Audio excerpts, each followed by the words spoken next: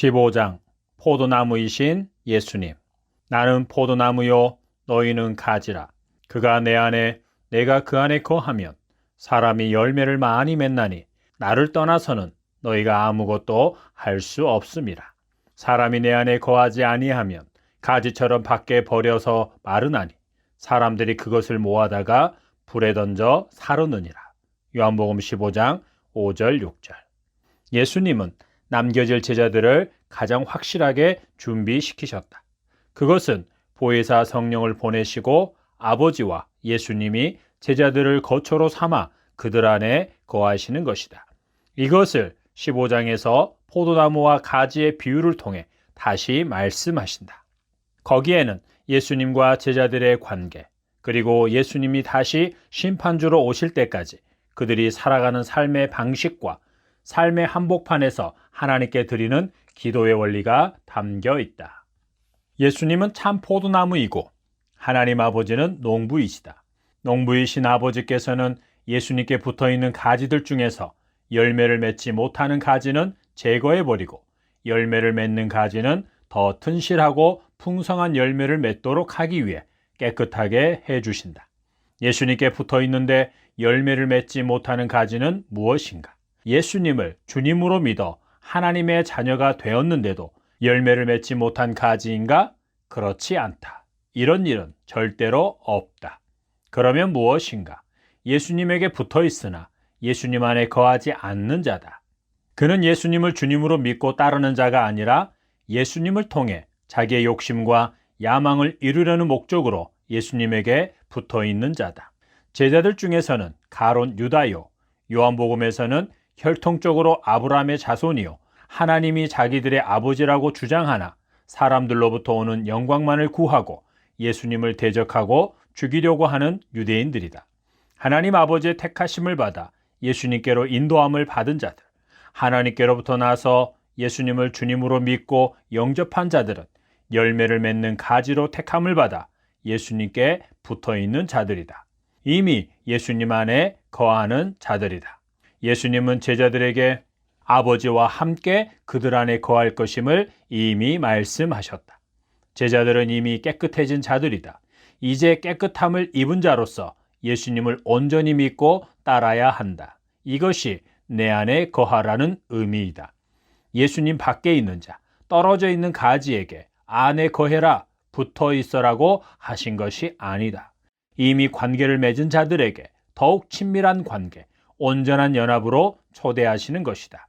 그래야만 그들은 하나님 아버지께서 원하시는 풍성한 열매를 맺을 수 있기 때문이다. 제자들은 열매 맺는 가지로 포도나무이신 예수님께 붙어 있는 자들이다. 그래서 그들은 반드시 열매를 맺을 수밖에 없다. 그러나 그들은 열매를 맺되 풍성하게 맺기 위해 포도나무이신 예수님께 온전히 붙어 있어야 한다. 이는 예수님을 떠나서는 절대로 아무것도 할 수 없기 때문이다. 문자적으로 그렇다는 것이 아니라 아무리 훌륭한 일을 했더라도 그 일이 예수님 안에서 행한 일이 아니면 하나님 아버지께서 보시기에 아무것도 아니라는 것이다. 그가 내 안에, 내가 그 안에 거하면, 즉 예수님 안에 거하게 된 자가 더욱 온전하게 거하게 되면, 다시 말해 온전한 연합을 이루면 그는 한두 가지의 열매가 아니라 많은 열매를 맺게 된다. 제자들이 예수님 안에 거하지 않게 되는 일은 없다. 예수님을 떠나게 되는 일도 없다. 가룟 유다를 제외하고. 그래서 그들이 열매 맺지 못한 가지처럼 밖에 버려져 말라 불에 던져지는 일은 없다. 이것은 하나님 아버지께서 택하신 모든 성도들의 경우에도 동일하다. 나는 내가 사랑하는 자를 위하여 노래하되 내가 사랑하는 자의 포도원을 노래하리라. 내가 사랑하는 자에게 포도원이 있으며 심히 기름진 사내로다. 땅을 파서 돌을 제하고 극상품 포도나무를 심었도다. 그 중에 망대를 세웠고 또 그 안에 술틀을 팠도다. 좋은 포도 맺기를 바랐더니 들포도를 맺었도다. 예루살렘 주민과 유다 사람들아 구하노니 이제 나와 내 포도원 사이에서 사리를 판단하라. 무릇 만군의 여호와의 포도원은 이스라엘 족속이요 그가 기뻐하시는 나무는 유다 사람이라. 그들에게 정의를 바라셨더니 도리어 포악이요 그들에게 공의를 바라셨더니 도리어 부르짖음이었도다. 이사야 5장 1절부터 3절 7절. 하나님께서는 최상의 포도를 얻기 위해 이스라엘 민족을 택하셨다. 그런데 그들은 하나님의 기대와는 달리 들포도를 맺어 버렸다. 정의를 행하고 의로운 삶을 사는 대신에 포악, 즉 다른 사람들을 억압하고 학대하고 그들의 소유를 빼앗았다. 그리고 공의를 행하는 대신 이해관계에 따라 판결을 달리했다. 돈, 권력, 명예 등에 의해 공의는 고무줄이 되어 버렸다. 아니 그들에게 공의는 없었다. 이러한 삶이 들포도다. 이스라엘은 최상급의 포도를 맺는 데 있어서 실패했다. 그러나 하나님께서는 포기하지 않으셨다. 그들과 새 언약, 곧 영원한 언약을 맺어 최상급의 열매를 반드시 맺게 하겠다고 약속하셨다. 예레미야 31장 31절부터 34절, 32장 36절부터 44절, 에스겔 36장 24절부터 28절 참조. 새 언약은 무엇을 통해 맺어지는가? 저녁 먹은 후에 잔도 그와 같이 하여 이르되 이 잔은 내 피로 세우는 새 언약이니 곧 너희를 위하여 붓는 것이라. 누가복음 22장 20절. 이것은 죄 사함을 얻게 하려고 많은 사람을 위하여 흘리는 바 나의 피 곧 언약의 피니라. 마태복음 26장 28절. 새 언약은 예수님이 흘리신 피로 맺어졌다. 그 피는 하나님 아버지께로부터 난 자들, 아버지의 이끄심을 받아 예수님께로 오는 자들에게만 효력이 있다. 하나님 아버지께서는 택하신 자들과 예수님의 피로 새 언약, 곧 영원한 언약을 맺으신다. 새 언약은 구약에서 맺은 언약과는 달리 강력한 힘이 있어 언약 안에 있는 자들로 하여금 하나님 아버지께서 받으실 만한 열매를 반드시 맺게 한다. 돌에 새겨진 율법으로는 최상급 포도를 맺을 수 없다. 그러나 새 언약은 하나님의 법을 택하신 자들의 마음에 기록하여 순종하게 함으로 명실상부한 하나님의 백성이 되게 한다. 또한 새 언약은 영원한 언약으로서 택하신 자들에게 한 마음과 한 길을 주어 항상 하나님을 경외하게 하고 하나님을 떠나지 않게 하며 하나님께서도 그들을 떠나지 않으신다. 새 언약은 택함받은 자들을 모든 더러운 것에서와 모든 우상 숭배에서 정결하게 하고 새 영을 그들 속에 두고 새 마음을 그들에게 주어 그들의 육신에서 굳은 마음을 제거하고 부드러운 마음을 주며 또 하나님의 영을 그들 속에 두어 그들로 하나님의 율례를 행하게 한다. 이처럼 새 언약은 하나님께서 주권적인 은혜로 맺으시는 것이요 하나님께서 주도적으로 성취해 가시는 것이다. 그러므로 하나님 아버지께서 우리와 새 언약을 맺으셨다는 것은 엄청난 은혜이다. 새 언약 안에 있는 자가 열매를 맺지 못하는 경우는 절대로 없다. 예수 그리스도를 주님으로 믿는다는 것은 예수님이 그의 안에, 그가 예수님 안에 있다는 것인데 이런 상태에서 열매를 맺지 못한다는 것은 불가능하기 때문이다. 하나님 아버지께서 예수님 안에, 예수님이 아버지 안에 계심으로 사신 삶이 예수님의 공생애다. 열매는 무엇인가? 예수님의 이름으로 얻어낸 어떤 성과들인가? 일명 간증이라고 하는 축복인가? 아니다. 예수님이 내 안에, 내가 예수님 안에 거함으로 맺어지는 열매는 어떤 결과물들이 아니라 예수님을 주님으로 모시고 살아가는 삶 그 자체이다. 예수님 안에 거하나 예수님을 변두리에 모셔놓고 자기가 주인이 되어 살아가느냐, 아니면 예수님을 주인의 자리에 모시고 주님의 말씀을 따라 순종하며 사는 삶이냐가 하나님께서 받으시는 열매인지 아닌지를 결정한다. 나의 삶이 하나님께서 받으시는 삶이냐 아니냐는 것이다. 내 안에 거하라고 하신 예수님은 그가 내 안에, 내가 그 안에 거하면 사람이 열매를 많이 맺는다고 하셨다. 그리고 아버지께서 나를 사랑하신 것 같이 나도 너희를 사랑하였으니 나의 사랑 안에 거하라고 말씀하신다. 그러므로 예수님 안에 거한다는 것은 예수님의 사랑 안에 거하는 것이다. 이것은 혼자서 예수님의 사랑에 감동하고 눈물 흘리고 좋아하면서 예수님 사랑해요라고 독백을 하며 지내는 것이 아니라 예수님이 우리를 사랑한 것 같이, 예수님이 우리를 사랑한 것 같이 우리도 서로 사랑하는 것이다. 서로 사랑하는 자가 예수님 안에, 예수님의 사랑 안에 거한 자다. 예수님이 내 안에, 내가 예수님 안에 거함으로 맺어지는 열매는 서로 사랑하는 것이다. 예수님은 택함받은 우리를 친구로 여겨 우리를 위해 자기 목숨을 버리는 큰 사랑으로 우리를 사랑하셨다. 이렇게 큰 사랑을 받은 우리 또한 믿음의 형제를 위해 목숨을 버리는 것이 마땅하다. 요한일서 3장 16절 참조. 세상의 빛으로 오신 예수님을 주님으로 믿어 빛 가운데 거하게 된 자, 예수님이 그 안에, 그가 예수님 안에 거하는 자는 형제를 사랑하게 되어 있다. 그런데 빛 가운데 있다 하면서 형제를 미워하는 자는 아직도 어둠에 있는 자다. 또한 형제를 사랑하지 않는 자는 하나님께 속한 자가 아니다. 사도 요한은 심지어 이렇게까지 말한다. 우리는 형제를 사랑함으로 사망에서 옮겨 생명으로 들어간 줄을 알거니와 사랑하지 아니하는 자는 사망에 머물러 있느니라. 요한일서 3장 14절. 죄인이 사망에서 생명으로 옮겨지는 일은 예수님의 말씀을 듣고 예수님을 보내신 하나님 아버지를 믿는 것을 통해 이루어지고 그는 영생을 얻으며 심판에 이르지 않는다. 그런데 지금 사도 요한은 여기에서 그 일이 예수님이 말씀하신 새 계명대로 형제를 사랑함으로 사망에서 옮겨 생명으로 들어간다고 말하고 있다. 그가 영생을 얻은 자여 심판에 이르지 않는다고 말한다. 이것은 병행구절로서 하나님 아버지와 예수님을 믿고 말씀대로 순종하는 것은 다른 것이 아니라 믿음의 형제들을 사랑하는 것이다 라는 것이다.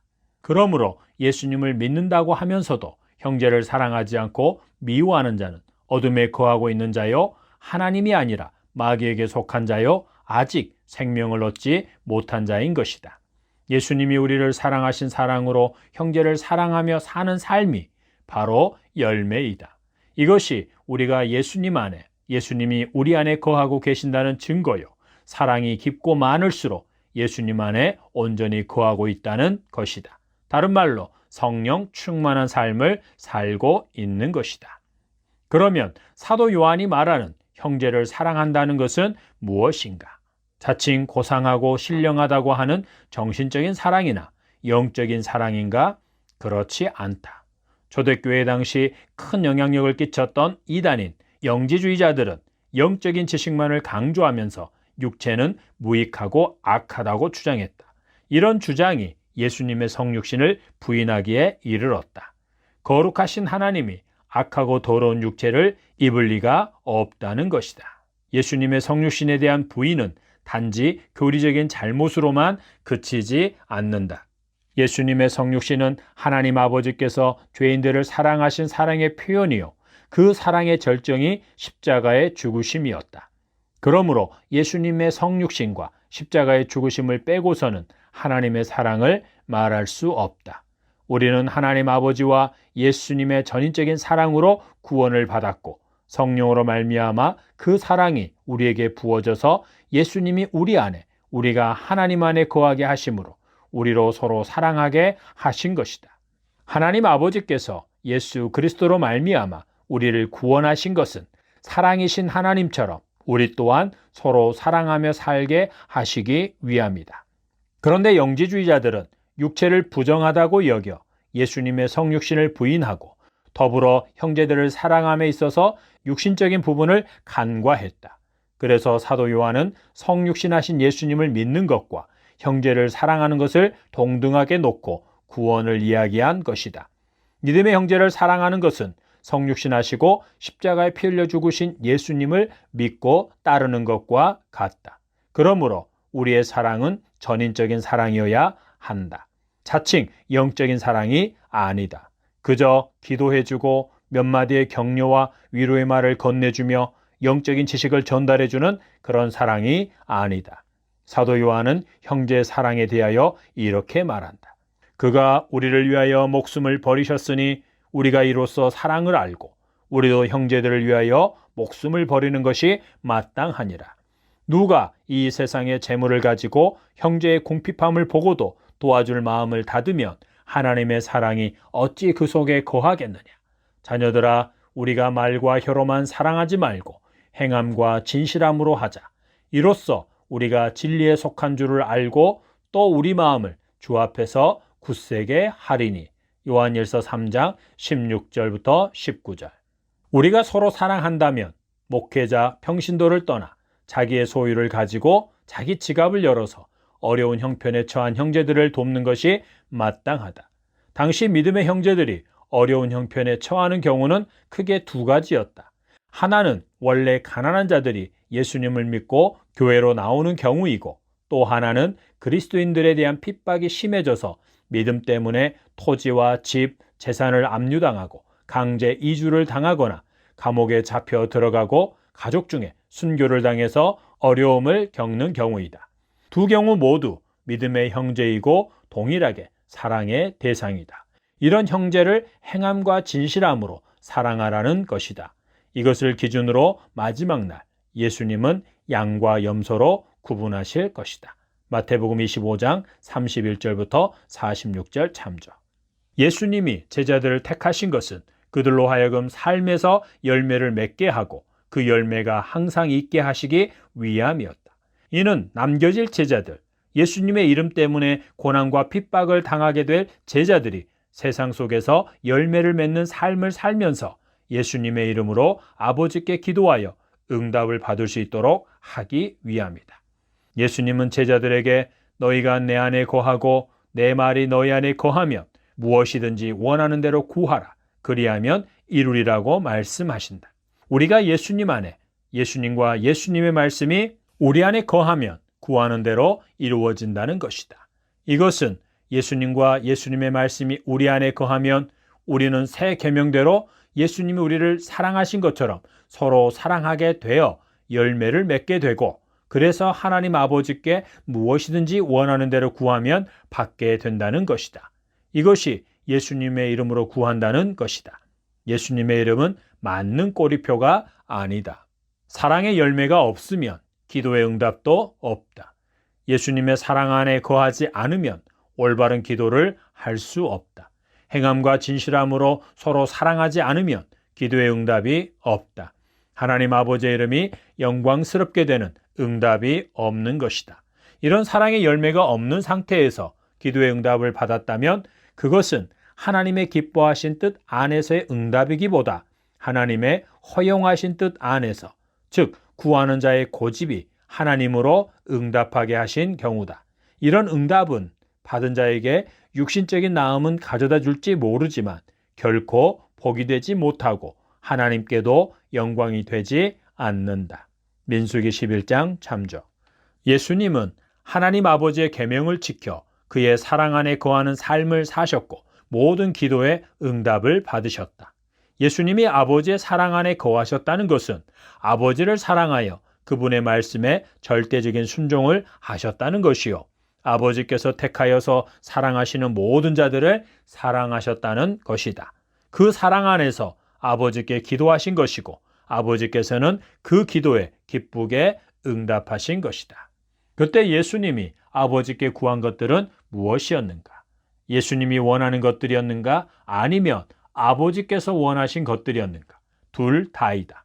정확히 말하면 아버지께서 원하시는 것들을 예수님도 원한 것이다.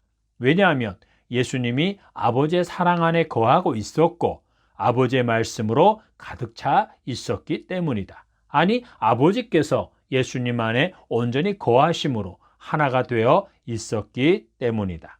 마찬가지로 우리도 예수님과 하나님 아버지의 사랑 안에 온전히 거하게 되면 무엇을 기도하게 되는가? 아버지께서 원하시는 것이 곧 우리가 원하는 것이 된다. 아버지께서 자기의 기뻐하신 뜻을 이루시기 위해 우리로 품게 하신 소원만이 우리의 소원이 된다. 그것을 구하고 이루어지기를 바랄 때 아버지께서는 자신이 원하신 것이기에 기쁘게 응답하시는 것이다. 그러므로 우리의 기도는 먼저 그의 나라와 의를 구하는 것, 곧 하나님의 다스림을 구하는 기도여야 한다. 하나님 아버지의 주권과 통치에 자신을 복종시키는 기도여야 한다. 다른 말로 하면 예수님이 항상 나의 주인으로 계시기를 구하는 기도요, 성령 충만함을 구하는 기도이다. 이것은 우선순위의 문제가 아니다. 하나님의 통치 밖에서 일용할 양식을 비롯한 나머지 것들을 구하는 것이 아니라 하나님 아버지의 다스림을 받는 가운데 그분의 필요를 따라 구하는 것이다. 예수님은 남겨질 제자들의 삶도 예수님의 공생애와 같기를 원하셨다. 그들이 예수님의 경우처럼 아버지께 무엇이든지 구하여 다 받기를 원하셨다. 그래서 그들을 통해 아버지의 이름이 영광스럽게 되기를 원하셨고, 더불어 제자들도 영광을 누리기를 원하셨다. 이를 위해 제자들을 택하여 부르신 것이다. 이런 바람을 제자들에게 말씀하셨을 때 제자들은 그래, 예수님께서 우리를 떠나가시고 우리만 남겨졌을 때 우리가 하나님 아버지께 무엇이든지 구하면 다 받게 된다면 그것은 참으로 다행스러운 일이지 않은가? 그러기 위해서는 예수님의 사랑으로 서로를 사랑함으로 예수님 안에 온전히 거해야 하는구나라고 생각했을 것이다. 제자들에게 있어서 기도 응답에 대한 말씀은 천군만마를 얻는 것이었고 도전이었다. 백함받은 제자들은 이미 예수님 안에 거하고 있었다.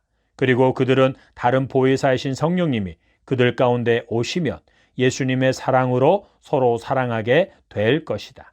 그때 제자들은 오늘 말씀하신 예수님의 말씀을 더욱 분명하게 기억하게 될 것이고 말씀대로 서로 사랑하기를 더욱 힘쓰게 될 것이다. 사도행전에서의 사도들과 교회의 모습은 이것을 잘 증명해주고 있다. 예수님 밖에 있는 자들은 서로 사랑할 수 없다. 하나님의 사랑이 그들에게 부어지지 않았기 때문이다. 거듭나지 않고 회심하지 않은 자들은 예수님의 사랑으로 서로 사랑할 수 없다. 그들을 모아놓고 서로 사랑합시다라고 한들 그들이 받아들이기에는 자기 중심적인 사랑으로 들리고 자기 사랑에서 비롯된 사랑밖에 할 수 없다. 예수님의 사랑으로 서로 사랑하는 것과 사랑의 열매가 그가 하나님께 속한 자인지 아닌지와 예수님이 그 안에 그가 예수님 안에 거하는 자인지 아닌지를 구분한다. 예수님은 제자들에게 너희가 열매를 많이 맺으면 내 아버지께서 영광을 받으실 것이요 너희는 내 제자가 되리라고 말씀하셨다. 예수님의 삶과 십자가 지심이 하나님 아버지를 영광스럽게 한 일이 된 것은 예수님이 아버지를 사랑하고 아버지의 말씀대로 즐거이 순종한 것이었기 때문이다. 이것이 아니었다면 예수님의 십자가 죽음은 강도나 전쟁 포로들이 십자가에 매달려 죽은 것과 다를 바가 없다. 그러나 예수님은 하나님 아버지의 뜻에 자신을 복종시키셨다. 마땅히 져야 할 십자가로 받아들이신 것이다. 우리가 모든 재산을 팔아 가난한 자들에게 나누어 주고 불길에 뛰어들어 다른 사람을 구하고 우리 몸은 불에 타버린다고 해도 우리가 예수님의 사랑으로 행한 것이 아니라면 하나님께 인정받지 못한다. 우리가 수많은 사역, 곧 예배, 전도, 선교, 구제, 봉사 등을 열심히 한다고 해도 예수님의 사랑과 말씀을 따라 행한 것이 아니라면 그것은 우리만의 열심일 뿐 하나님 보시기에는 온전한 것이 하나도 없다. 하나님을 위해 한다고 하는 사역 자체가 하나님을 기쁘시게 하는 것은 아니다. 오직 예수님이 내 안에, 내가 예수님 안에 온전히 거한 상태에서 행한 일을 통해서만 아버지께서 영광을 받으신다. 예수님 안에 온전히 거하는 삶을 살면 하나님께서 우리에게 주신 각각의 믿음의 분량과 은사와 부르심을 따라 순종하게 된다. 하나님의 일이라고 하는 모든 사역들에 전체 그리스도인들이 다 참여해야 하는 것은 아니다. 우리는 몸의 지체들이다. 예수님은 자기를 육신의 배부름을 위한 메시아로 삼고자 하는 자들에게서 벗어나 산으로 혼자 가셨으며 다시 찾아온 그들에게 자기의 살과 피를 마셔야만 영생을 얻을 수 있다는 말씀을 하심으로 12 제자들만 남기고 모두 떠나가게 하셨다. 한순간도 그들의 요구와 기호대로 응해 주시지 않았다. 오늘날 우리도 예수님처럼 그렇게 하고 있는가? 아니면 우리가 먼저 그들에게 예수님과 하나님 아버지를 그들의 배부름을 위해 존재하는 신으로 소개하고 있지는 않은가? 우리도 예수님 때문에 이렇게 배부르게 산다고 하면서 말이다. 그러니 예수님을 믿고 하나님께 충성하라고 가르치고 있지는 않은가? 이런 식의 선교와 전도를 하고 예배를 드리고 있지는 않은가? 그래야만 복을 얻을 수 있다고. 이렇게 해서 아무리 많은 사람을 모은다 할지라도 그들은 하나님께서 영광을 받으시는 열매가 못 된다. 그들은 배부름을 위해 예수님께 나온 자들일 뿐이다. 물론 그 일에 수고한 자들도 하나님께서 인정하지 않으신다.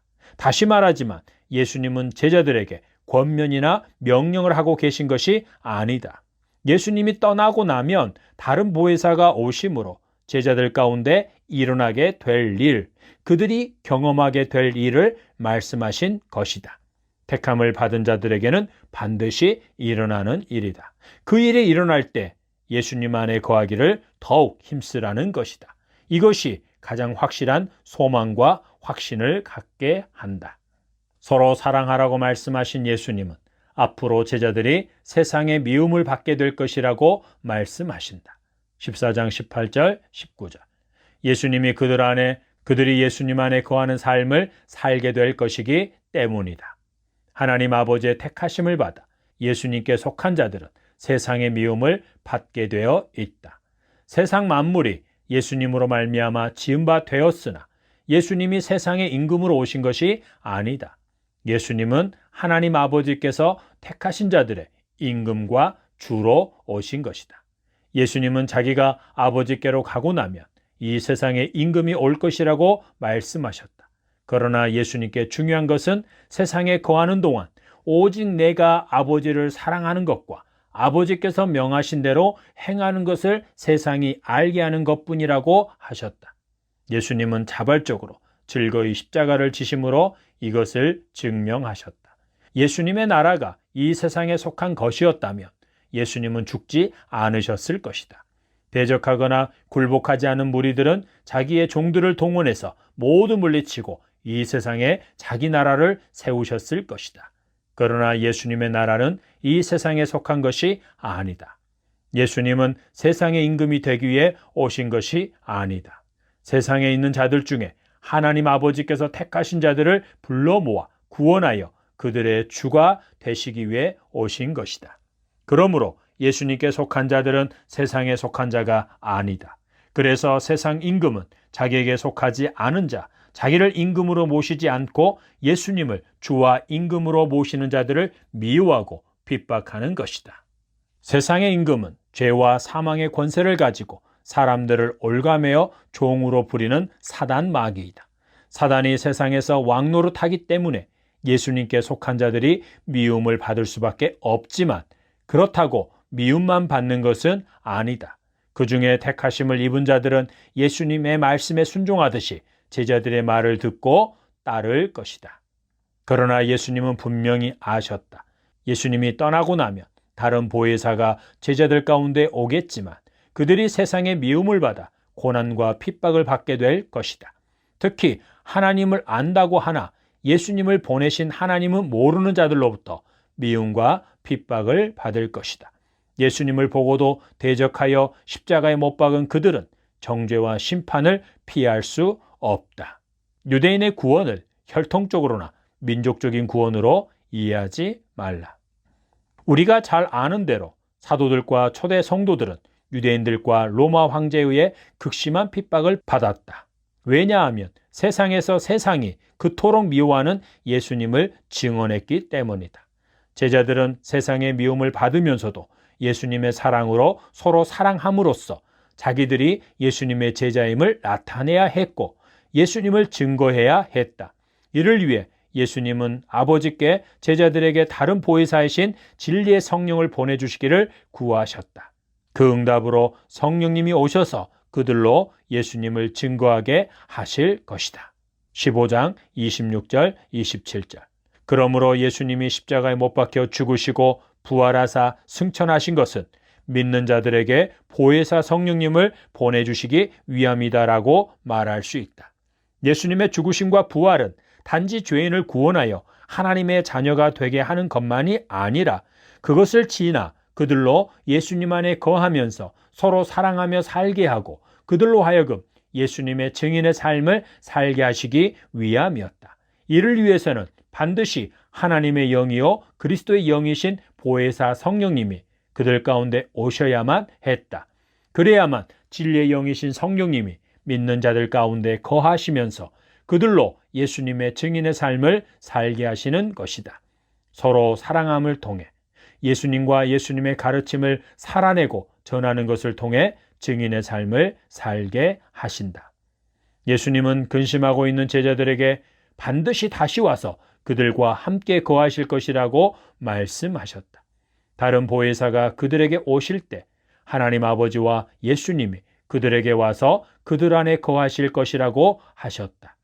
그리고 보혜사이신 진리의 성령이 오시면 제자들이 어떻게 해야 하고 무슨 말을 해야 하는지에 대한 모든 것을 가르쳐 주시고 예수님께서 말씀하신 모든 것들을 생각나게 하고 순종하게 하실 것이라고 하셨다. 이는 그들로 근심하지 않고 두려워하지 않고 확신과 소망을 가지고 평안을 누리게 하기 위함이었다. 예수 그리스도를 주님으로 믿는 자, 곧 거듭난 자는 예수님이 그 안에, 그가 예수님 안에 거하는 자다. 그는 반드시 하나님 아버지께서 받으실 만한 열매를 맺게 되어 있다. 그는 좋은 땅으로서 말씀을 듣고 지키어 인내로 열매를 맺는다. 마태복음 13장 1절부터 23절 참조. 믿음의 분량에 따라 30배, 60배, 100배 열매를 맺는다. 나머지 땅, 길가, 돌밭, 가시떨기와 같은 자들은 열매를 맺지 못한다. 이 비유는 신앙 성장의 단계를 말하는 것이 아니다. 택함을 받은 자와 택함을 받지 못한 자를 구분하고 있다. 택함을 받은 좋은 땅만 열매를 맺는다. 돌밭, 가시떨기밭과 같은 그들은 환난이나 핍박을 당할 때 바로 넘어지고 세상의 염려와 재물의 유혹 때문에 열매를 맺지 못한다. 왜냐하면 그들은 하나님께로부터 난 자가 아니기 때문이다. 고난, 환난, 핍박, 세상의 유혹 등은 우리의 믿음이 참 믿음인지 아닌지를 확인시켜주는 장치들이다. 믿음은 은혜로 주어지고 성장한다. 하나님께로부터 난 자는 어떤 고난이나 환난, 핍박, 그리고 어떠한 세력에 의해서든지 하나님의 사랑에서 끊어지지 않는다. 하나님 아버지와 예수님께서 그를 결코 빼앗기지 않으시기 때문이다. 교회 안에 거하고 있으나 열매를 맺지 못한다면 그는 아직 예수님 안에 거하고 있는 자가 아니다. 즉 예수님을 믿는 자가 아니다. 아직 때가 되지 않아 거듭나지 않았거나 처음부터 하나님께로부터 난 자가 아닐 수 있다. 예수님께 속한 자는 하나님께 속한 자요 빛 가운데 거하는 자다. 그는 반드시 열매를 맺게 된다. 그를 통해 참 빛이신 예수님이 세상에 비춰진다. 그래서 그는 세상의 미움을 받게 되는 것이다. 당신은 누구에게 속한 자인가? 예수님 안에 거하고 있는가? 아니면 다른 예수 안에 거하고 있는가?